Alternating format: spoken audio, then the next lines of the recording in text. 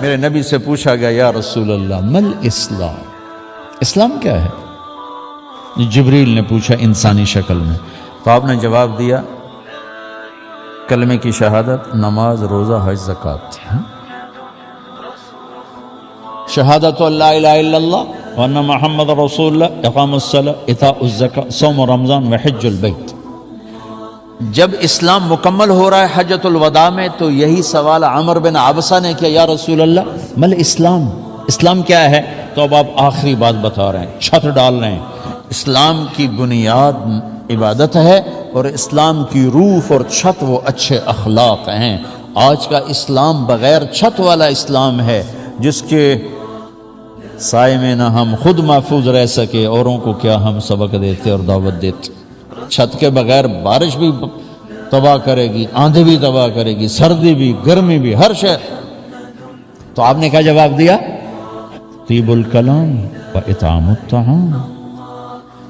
پہلا سوال کا جواب تھا ابتدائی، اب اسی سوال کا جواب ہے آخری، کہ عامر میٹھا بول بولنا اور کھانا کھلانا یہ اسلام ہے۔ میٹھے بول کے عادی بن جاؤ، آپ کا گھر جنت بن جائے گا۔ اپنے گھروں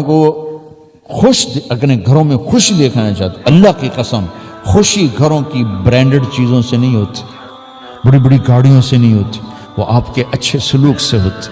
اگر آپ کا سلوک بیوی سے اچھا ہے، بیوی کا سلوک آپ سے اچھا ہے، ماں باپ کا اولاد سے، اولاد کا ماں باپ سے، بھائی کا بھائی سے، تو وہ گھر جنت ہے۔ کسی کی زبان میں اگر زہر ہے تو سارے گھر کو آگ لگ جائے گی۔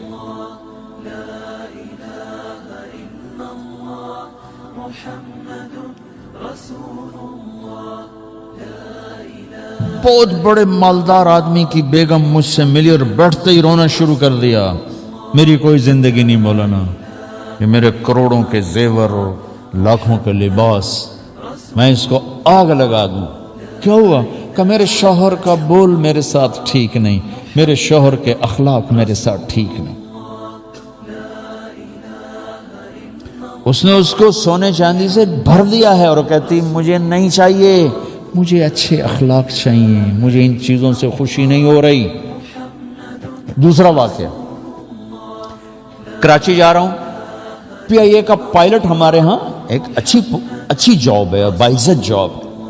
اسے میرا پتہ چلا کہ میں جہاز میں ہوں، وہ میرے پاس آ گیا، کہنے لگا مولانا اللہ نے سب کچھ دیا ہے، ہر چیز ہے، لیکن میں اپنے گھر سے تنگ ہوں، میری بیوی کی 20 فٹ لمبی زبان۔ میں کہا رکھ دی کتنے 20 فٹ لمبی؟ میں کہا پورے 20 فٹ کہ جی پورے 20 فٹ۔ میں کہا تو بڑا مظلوم ہے واقعی۔ کہا میں تنگ آ گیا ہوں، میرے 3 بچے ہیں، میں نہیں طلاق دینا چاہتا، میں بچوں کا کیا کروں گا، لیکن اس نے میری زندگی تباہ کر دی۔ تو میں نے آپ کو دونوں تصویریں دکھا دی، مرد کے اخلاق برے ہیں تو بیگم کے پاس کروڑوں کے زیور ہیں اور وہ رو رہی کہ مجھے یہ نہیں چاہیے، مجھے اچھا اخلاق چاہیے، اور بیوی کے اخلاق برے ہیں تو خامد رو رہا ہے کہ میری زندگی برباد اور تباہ ہے، میرا گھر جانے کو جی نہیں کرتا۔ میرے بھائیوں، اپنے نبی کے اخلاق سیکھ لو، اللہ کی قسم زمین بھی تمہارے بوجھ سے لے، انسان تو انسان ہے۔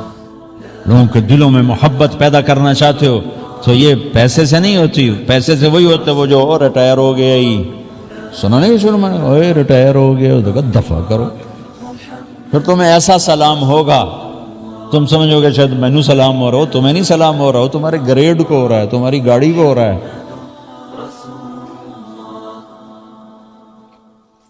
اپنے نبی والے اخلاق بنا لو، معاف کرنا، درگزر کرنا، میٹھا بول۔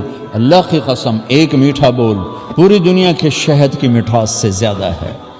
میں ابھی پاناما سے آ رہا ہوں، دو سمندر مل رہے ہیں، ایک طرف پیسیفک ہے دنیا کا سب سے بڑا، اور دوسری طرف اٹلانٹک ہے۔ میرے اللہ کی قسم دونوں سمندر نہیں، 5 اور ملا کے 7 سمندروں میں وہ کڑواہٹ نہیں جتنی زبان کے ایک بول میں کڑواہٹ۔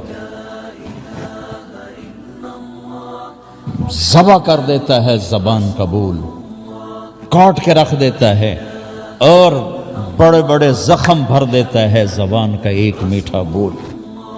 میرے نبی کو طائف والوں نے پتھر مار مار کے لہو لہان کر دیا، گر کے بے ہوش ہو گئے، لیکن جب وہ ایمان لانے کے لیے مدینے آئے تو آپ نے ان کا استقبال کیا، ان کو مسجد میں ٹھہرایا، رات کا کھانا ان کے ساتھ مستقل کھاتے تھے۔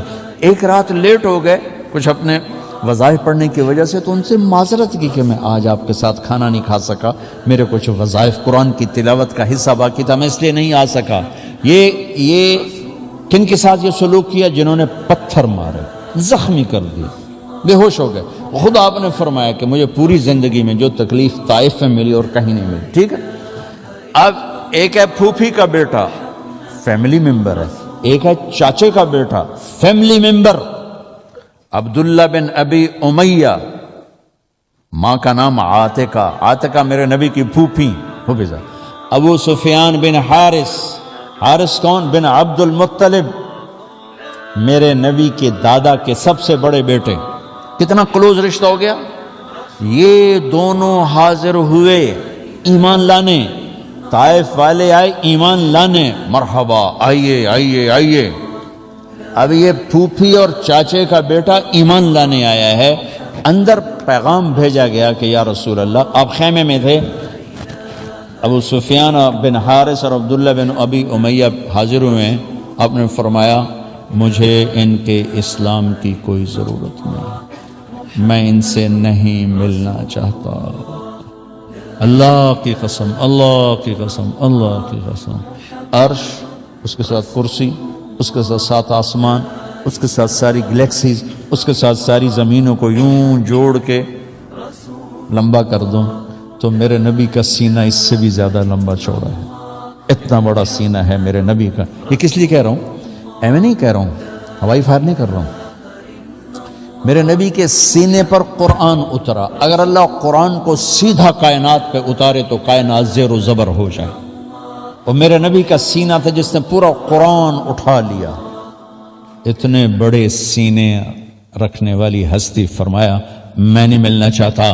ابو سفیان میرے بارے میں برے شعر کہتا تھا اور اشعار میں میری برائی کرتا تھا، پتھر نہیں مارا، تلوار نہیں ماری، تیر نہیں مارا، رشتہ داری کا خیال کرتا، زبان کے تیر ایسے مارے کہ میرے نبی نے طائف کے پتھر بلا دیے، زبان کے تیر نہیں بلائے۔ اور عبداللہ بن ابی امیہ یہ وہ ہے جس نے مجھے حرم میں کھڑے ہو کر کہا تھا محمد آسمان پہ چڑھ جا اور وہاں سے پیپر لا جو سٹیمپڈ ہو اللہ کی طرف سے، اور 4 فرشتے ساتھ ہو، یہ گواہ بن کر آئیں کہ تو واقعی یہ پیپر ہے، یہ اللہ کی مہر ہے، ہم یہ 4 فرشتے ہیں، یہ اللہ کا رسول ہے، اگر تو یہ بھی کر دینا پھر بھی میں تمہیں نبی نہیں مانوں گا۔ آپ نے کہا ان کے وہ لفظ آج بھی میرے سینے پر لکھے ہوئے ہیں، میں نہیں ملتا۔ نبی ہیں، الفاظ اتنا اثر کرتے ہیں۔ ہم کس بے دردی سے کبھی بیوی کو ذلیل کرتے ہیں، کبھی بچے کو، کبھی بھائی کو، عورتیں کبھی خامند کو ذلیل کر رہے ہیں، کبھی بڑوں کو، کبھی چھوٹوں کو۔ کیوں طلاقیں ہو رہی ہیں؟ پیچھے کوئی جائیداد کی لڑائی ہیں، زبان کی لڑائی ہیں، برداشت نہیں۔ اگر اپنے گھروں کو خوش دیکھنا چاہتے ہو میرے بھائیوں، میرے بچوں اور نوجوان بیٹھے ہو، اپنے اخلاق اچھے کر، اپنے اخلاق اچھے کر، برداشت کرنا سیکھ۔ ام سلمہ رضی اللہ نے عرض کی یا رسول اللہ، پہلے وہ بھی چپ ہو گئیں کہ اس وقت آپ جلال میں ہیں، جب تھوڑا سا ٹائم گزرا تو انہیں عرض کی یا رسول اللہ آپ تو غیروں کو معاف کرتے ہیں، ایک آپ کی پھوپھی کا بیٹا، ایک آپ کے چاچا کا بیٹا، آپ نے معاف نہ کیا تو برباد ہو جائے۔ تو میرے نبی نے فرمایا اچھا ٹھیک بلا لے. تو ان دونوں کو بلایا اور ان کو بیعت فرمایا، کلمہ پڑھایا اور ان کی توبہ کروائی. یہ ایک کائنات کی عظیم ترین ہستی کا دل دکھا ہے. تلوار کے زخم بھول گئے، نیزے کے زخم بھول گئے، پتھروں کے زخم بھول گئے، زبان کے زخم نہیں بھولے. اور میرے بھائیوں، دنیا اللہ نے پھرائی ہے. نمازی بھی کروڑوں ہیں، روزے دار بھی کروڑوں ہیں، حج عمرے والے بھی کروڑوں ہیں، علم والے بھی کروڑوں ہیں، ذکر والے بھی کروڑوں ہیں. اس زبان کو میٹھا بنانے والا 1 کروڑ میں ایک بھی نہیں ہے، 10 کروڑ میں ایک نہیں ہے. تو میرے نبی کے اخلاق میں زبان کا بول میٹھا کر لو. بیوی کے ساتھ، باپ کے ساتھ، ماں کے ساتھ، بچوں کے ساتھ، بھائیوں کے ساتھ، دوستوں کے ساتھ لوگوں کی کڑواہٹ کو جذب کرتے جاؤ، جذب کرتے جاؤ، جذب کرتے جاؤ. غیبت چھوڑو، جھوٹ چھوڑو. مسلمان جھوٹ نہیں بولتا چاہے جو مرضی ہو جائے. 10 پاؤنڈ بچانے کے لیے جھوٹ بولتے ہیں. ساری دنیا کو قربان کیا جا سکتا ہے سچ کے اوپر. میں آپ کے نبی کا فرمان سنا رہا ہوں. آپ نے فرمایا میرا امتی ہر گناہ کر سکتا ہے. انسان جو ہے 2 نہیں کرے گا، 2 نہیں کرے گا. ایک جھوٹ کبھی نہیں بولے گا، ایک دھوکہ کبھی نہیں دے گا. اور یہ دونوں کام مسلمان کی زندگی کے اندر ایسے پینیٹریٹ کر گئے جیسے روح جسم. جھوٹ گھٹی میں پڑ گئے، دھوکہ دینا کام بن گیا ہے. سچ پر ہر شے قربان ہو سکتی ہے. اچھوں میں برے، بروں میں اچھے. یزید نے 3 بر اعظم پہ حکومت کی، اہل بیت کا خون بہایا، جھوٹ، ظلم و ستم پر بنیاد رکھی، لعنت کا توق ڈال کے مر گیا. یزید کا بیٹا معاویہ بن یزید رحمت اللہ علیہ رضی اللہ عنہ کتنی عمر میں حکومت ملی؟ 22 سال. 22 سال کی عمر میں حکومت ملی. شاپ نہیں ملی، حکومت. فیکٹری نہیں ملی، حکومت. 3 بر اعظم. 40 دن حکومت کی. 40 دن کے بعد اپنی فیملی اکٹھے کی، بنو امیہ. تقریر کی کہ دیکھو میرا باپ ظالم اور جبار تھا، اس نے اہل بیت کا خون بہایا، اس نے حسین کو قتل کیا اس حکومت کی خاطر. اور جس حکومت کی کرسی کے نیچے حسین کا خون ہو، میں اس کرسی پہ لعنت بھیجتا ہوں. یہ تمہاری حکومت ہے، جس کو چاہو دے دو، میں یہ جا رہا ہوں. اللہ کی قسم 3 بر اعظم میں اس کے خلاف اٹھنے والی آواز کوئی نہ تھی، اور اس نے سچائی پہ اتنی بڑی سلطنت قربان کر دی. تم سب ٹیکس بچانے کے لیے جھوٹ بولتے، اور چلو ٹیکس ویسے ہی جھوٹ بولتے ہیں، چلو یہ تو 4 پیسے بچانے، ویسے ہی جھوٹ بولنے. الصدق ینجی والکذب یہلک. سچ نجات دیتا ہے، جھوٹ ہلاک کرتا ہے. مسلمان سچ بولتا ہے. صلح کرانے کے لیے جھوٹ بولنا جائز ہے. 2 بھائی لڑ پڑے، صلح کرانے کے جھوٹ بولنا جائز ہے. کسی کو منانے کے لیے جھوٹ بولنا جائز ہے. بیوی ناراض ہو گئی، خامن ناراض ہو گیا، بھائی ناراض ہو گیا، اسے منانے کے لیے جھوٹ بولنا جائز ہے کہ 2 مسلمان آپس میں لڑے ہوئے، ان کی صلح ہو جائے. لیکن پیسہ بچانے کے لیے جھوٹ بولنا، اور پیسے کے لیے دھوکہ دینا، فراڈ کرنا، اور ایسی حکومت کے ساتھ فراڈ جو تمہاری انتہائی خیر خواہ ہے. اب تم واپس جا سکتے ہو، انڈیا رہ سکتے ہو، پاکستان جا سکتے ہو. ہمیں دیکھو جن کی ہر رات کس کرب سے گزرتی، ہر دن کس کرب سے گزرتا ہے. کتنا تمہیں اس حکومت نے امن دیا ہے کہ تم رات میں جاؤ، دن میں جاؤ، اکیلے جاؤ، کوئی تمہیں خوف نہیں.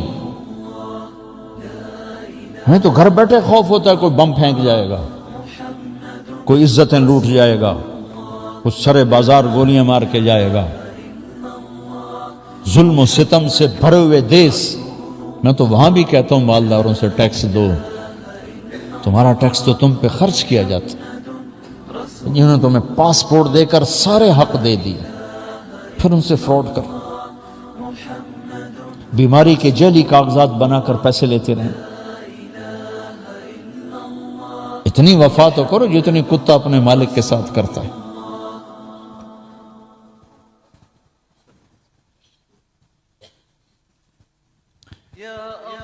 جنگ بدر میں کتنی اشد ضرورت تھی سپاہیوں کی۔ حذیفہ رضی اللہ تعالیٰ عنہ ان کے والد ابو سفیان راستے میں پکڑ لیا، تو انہوں نے کہا بھائی ہم جنگ میں شریک ہونے والے نہیں ہیں، ہم تو ویسے مسافر ہیں جا رہے ہیں، کہ اگر تم جنگ میں شریک نہ ہونے کا وعدہ کرو تو پھر تمہیں چھوڑیں گے ورنہ قتل کریں گے۔ یہ وہ دور تھا جب جھوٹ بولنے کے لیے کافر بھی تیار نہیں ہوتا تھا، کافر بھی جھوٹ نہیں بولتے تھے، پتھر کے پجاری جھوٹ نہیں بولتے تھے، سچ بولتے۔ انہوں نے کہا ٹھیک ہے ہم نہیں لڑیں گے، جاؤ۔ آگے پہنچ گئے اللہ کے نبی کے پاس، یا رسول اللہ ہم بھی تیار ہیں، لیکن ابو سفیان سے یہ بات ہوئی تھی، ہم تمہارے سچ کو نبھائیں گے، ہم تمہیں جھوٹ پہ کبھی یہاں نہیں، جاؤ چلے جاؤ، ہمیں تمہاری کوئی ضرورت نہیں۔ حالانکہ 313 8 تلواریں، 2 گھوڑے، ادھر 1000 300 شاہ سوار، 700 تلواریں، کہ جاؤ تم بول دے چکے ہو، ہم اس کی خلاف ورزی کبھی نہیں کریں گے، جبکہ اشد ضرورت تھی۔ میرے بھائیو یہ میں اخلاق بتا رہا ہوں، بازار کے اخلاق، سچائی، دیانت، گھر کے اخلاق، مسکرانا، میٹھا بول، ماں باپ کے آگے جھکنا، بیوی سے اظہار محبت۔ ہمارا عیب سمجھا جاتا ہے بیوی سے اظہار محبت، یا بیوی کا خاوند سے اظہار محبت عیب سمجھا جاتا ہے۔ اور ہمارے جوائنٹ فیملی سسٹم میں ساس سسر کا کریکٹر بہت نیگیٹو ہے، بہت نیگیٹو ہے۔ بچوں سے کہتا ہوں ماں باپ کی خدمت کرو، بیوی پہ ظلم نہ ہونے دو، اپنی بیویوں کو پروٹیکشن دو اگر تمہارے ماں باپ زیادتی کرتے ہیں تو۔ ابھی میں راستے میں یہ کہاں سے مینچسٹر سے ایک نوجوان پاکستانی کا فون آیا، کہا جی میری ماں نے میری بیوی کو گالیاں نکال گھر سے نکال دیا، اور مجھے کہتی طلاق دینے تو دوزخ جا۔ میں کہا بڑی مفتی بن گئی بھائی، بالکل طلاق نہ دینا، ظلم کرو گے اس بچی پر۔ یہ گھروں میں ہو رہا ہے۔ والدین سے کہتے ہوں اگر اللہ نے تمہیں ساس سسر بنایا ہے، بہو کو پیار دو، نہیں گزارا تو انہیں الگ کر دو، الگ رہو، جاؤ بچوں الگ رہو۔ سسر بنو جیسے میرے نبی بنے۔ آپ اپنی بیٹی کے گھر گئے تو دیکھا آپ پریشان بیٹھی، آپ نے پوچھا بیٹی کیا ہوا؟ کہ میری اور علی کی لڑائی ہوگی۔ اچھا علی کدھر؟ کہ جی باہر نکل گئے، پتہ نہیں۔ تو آپ نے یہ نہیں کہا میں سسر ہوں، میں کیسے داماد کو بلاؤں، لڑائی ہو گئی ہے۔ کسی صحابی سے کہتے جاؤ علی کو ڈھونڈ کے لاؤ، اب خود نکلے علی کو ڈھونڈنے۔ دیکھا تو وہ مسجد میں لیٹے ہوئے تھے، تو آپ نے ان کو اگر بڑے پیار سے اٹھایا، اے ابو تراب اٹھو۔ یہ ٹائٹل یہاں دیا، ابو تراب کا مطلب یہ تھا کہ میں تم سے راضی ہوں۔ علی اگر کہتے ہو تو مطلب یہ تھا بھی چل میں تیرا ذرا کیس سنا۔ ابو تراب کہنے میں یہ پیغام دے دیا بیٹا میں راضی ہوں، میرے بھائی میں راضی ہوں، آؤ چلیں۔ حضرت علی کو لیا، آئے گھر تشریف لائے، دونوں کو بٹھا کے ہاں بھائی علی تو کیا کہتا ہے، فاطمہ تو کیا کہتی ہے۔ جو ایسا کرتے ہیں نا وہ اور لڑا کے اٹھتے ہیں، جو سننا شروع کرتے ہیں وہ اور لڑا کے اٹھتے ہیں، بیچ میں خود بھی لڑکے آ جاتے ہیں، جو کہ اتنا صبر نہیں ہے نا۔ تو میرے نبی نے کیا کیا، ہاں علی کیا مسئلہ ہے، فاطمہ کیا مسئلہ ہے، جی یہ ہے، جی وہ ہے، میں نے تو یہ نہیں کہا، تو نے یہ کہا ہے۔ تو آپ نے کیا کیا، آپ تشریف لائے سے لیٹ گئے زمین، ادھر علی کو لٹایا، ادھر فاطمہ کو لٹایا، حضرت علی کا ہاتھ اپنے پیٹ پر رکھا، اوپر حضرت فاطمہ کا ہاتھ رکھا، اوپر اپنا ہاتھ رکھا، کہ بولو ہماری صلح ہو گئی۔ ان کا جی ہماری صلح ہو گئی۔ یہ کردار ادا کرو اگر اللہ نے تمہیں سسر بنایا۔ آپ گھر سے باہر نکلے بڑے خوش صحابہ نے کہا یا رسول اللہ بڑے خوش نظر آ رہا ہے، کہ میں علی و فاطمہ کی صلح کرا کے آ رہا۔ یہ زندگی کے وہ پہلو ہیں اگر ہمارے اندر نہیں ہوں گے تو ہم ادھوری زندگی گزاریں گے۔ میں علماء سے عرض کرتا ہوں یہ پہلو بیان کرو، عبادات عبادات عبادات، وظائف وظائف کا نام اسلام بن گیا ہے۔ اسلام تو ایک زندگی ہے۔